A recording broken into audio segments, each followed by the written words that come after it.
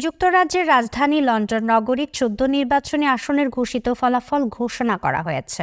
এতে ৯টিতে বিজয়ী হয়েছেন লেবার পার্টির প্রার্থী সাদিক খান।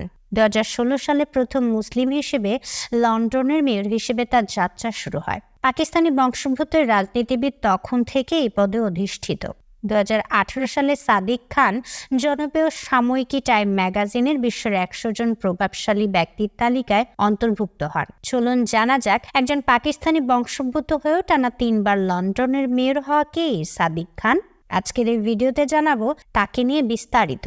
৫৩ বছর বয়সী লেবার পার্টির সাদিক খান আনুষ্ঠানিকভাবে টানা তৃতীয় মেয়াদে যুক্তরাজ্যের রাজধানী লন্ডনের মেয়র হিসেবে নির্বাচিত হয়ে রেকর্ড করেছেন।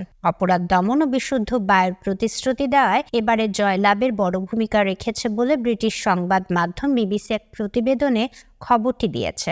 ২০২৪-এর এবারের নির্বাচনে ৪৩.৭% ভোট পেয়ে জিতেছেন সাদিক খান।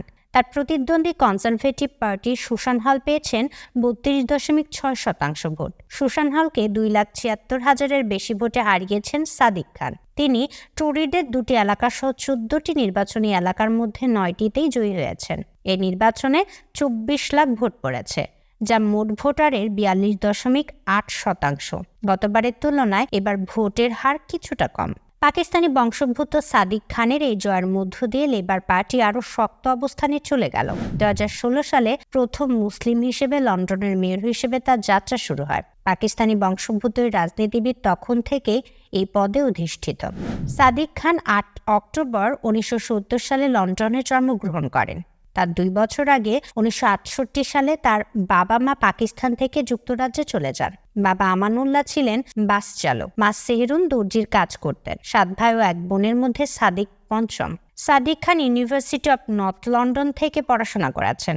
বিষয় ছিল আইন। স্নাতক শেষ করে তিনি মানবাধিকার আইনজীবী হিসেবে কর্মজীবন শুরু করেন। অল্প বয়সে লেবার পার্টির রাজনীতিতে যোগ দেন।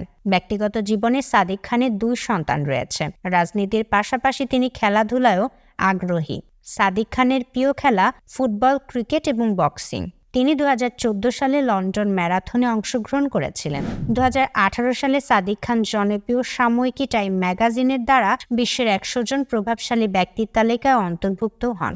সাদিক খানকে বিজয়ী ঘোষণার পর পূর্ব লন্ডনের সিটি হলে দেওয়া বিজয়ী ভাষণে তিনি বলেন, আমি যে নগরীকে ভালোবাসি তার জন্য সেবা করতে পারা আমার জন্য দারুণ সম্মানের। এজন্য আমি আন্তরিকভাবে আপনাদের ধন্যবাদ জানাচ্ছি। গত কয়েক মাস আমাদের কঠিন সময় গেছে। আমরা অবিরাম নেতিবাচকতার প্রচারণার মুখোমুখি হয়েছি।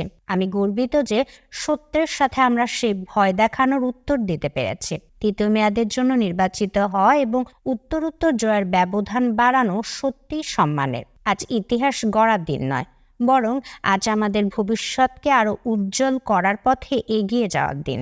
দেশ বিদেশের আলোচিত ব্যক্তিত্বদের নিয়ে নিয়মিত দারুণ সব কন্টেন্ট পেতে স্কিলফির সাথেই থাকুন। আর অবশ্যই সবার আগে আমাদের সব ভিডিও স্কিলফি চ্যানেলটি এখনই সাবস্ক্রাইব করুন এবং পাশে থাকা বেল আইকনটিতেও ক্লিক করতে ভুলবেন না। আর কমেন্ট করে আপনার মতামত জানান এবং ভিডিওটি অন্যরা যেন দেখতে পারেন সেই জন্য শেয়ার করে দিন।